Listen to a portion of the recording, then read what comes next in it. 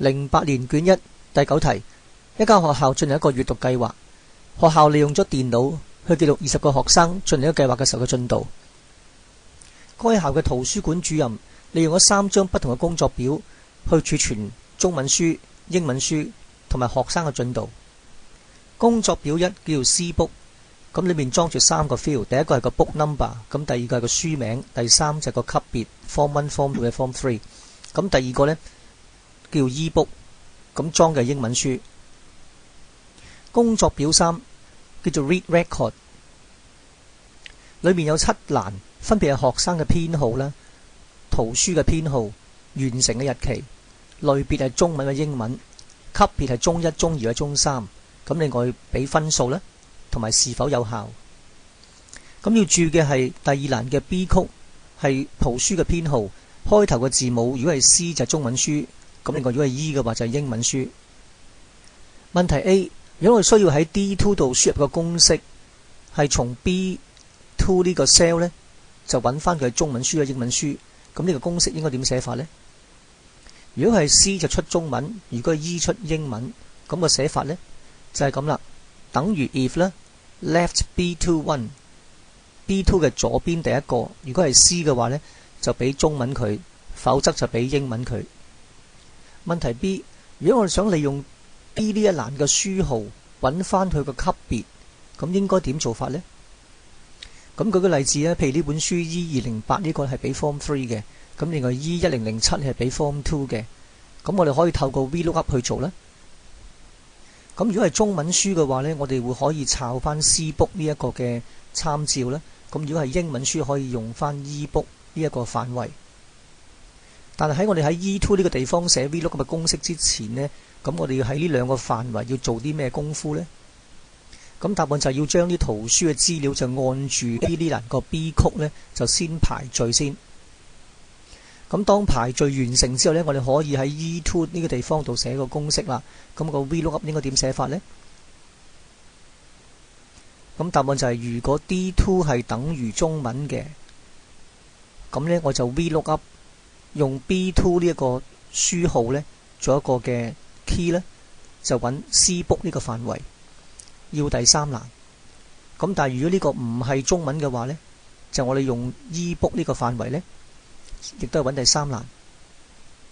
咁當然啦，呢個條件呢，呢 if 嘅條件 D2 等於中文，我哋亦都可以將佢修改做呢，就係 left B2， 然後要一個等於 C 嘅話就係中文啦。假設而家中英文書按唔同嘅級別有唔同嘅分數，咁譬如中文書呢 Form 1嘅就1分，2就2分，3就3分，而英文書呢1、2、3各係3、5、7分。咁下面嘅公式呢，就幫我哋計算呢個分數，就放喺 F 呢欄嗰度。咁公式嘅寫法用咗6個 if 去做嘅，咁6個 if 嘅分數，然後再加埋一齊。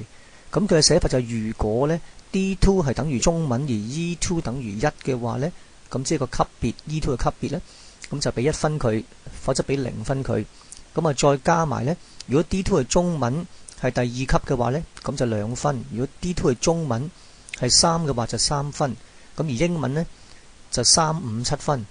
咁將佢全部加晒佢。咁所以如果係中文書級別係1嘅話，就會係1分啦，然後再加佢5個0。咁如果係英文書而係第2級嘅話呢，咁就5分。咁而其他全部都係0。咁呢個寫法有啲咩弱點呢？咁答案就係喺度自動重算嘅時候呢，就會速度會好慢嘅。咁改善嘅方法我可以用咗個嵌套式嘅 if 啦。咁或者我可以用 VLOOKUP 去代替，會更加好嘅。假設同一個學生讀同一本書讀咗10次，咁於是呢，我哋改佢啦。咁就係只係頭一次閱讀嘅時候先俾分嘅，第2、第3、第4次嘅時候呢，讀翻同一本書係唔俾分。咁個步驟應該點樣做法呢？咁答案就係呢，我哋首先將嗰啲號碼，學生嘅號碼先排序，然後再排書號。例如好似下邊咁呢， S01、S01 兩個相同嘅學生呢，讀翻同一本書呢。咁第一次呢，我就會俾分佢嘅。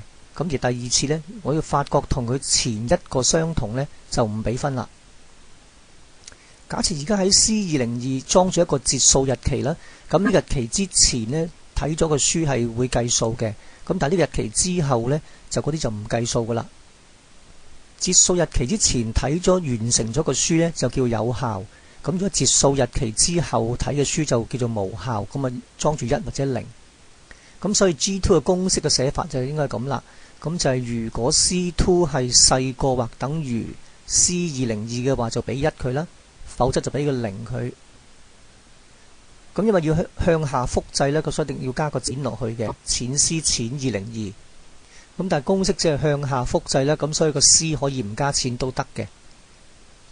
問題 F， 咁跟住用個樞紐分析表呢，去揾出每個學生獲得有效嘅分數嘅總和。咁呢個我哋遲下先再分析。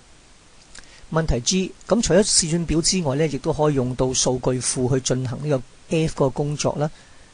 咁有啲咩優點呢？咁個好處就係 table 同埋 table 之間呢，互相有啲聯繫啦。咁我哋亦都可以用 SQL 去執行啲查詢，同埋可以維持翻數據嘅完整性。咁但係個缺點就係佢冇自動重計算嘅功能啦。咁如果只係好少記錄嘅話呢，咁用試算表可能就會較為划算，容易管理。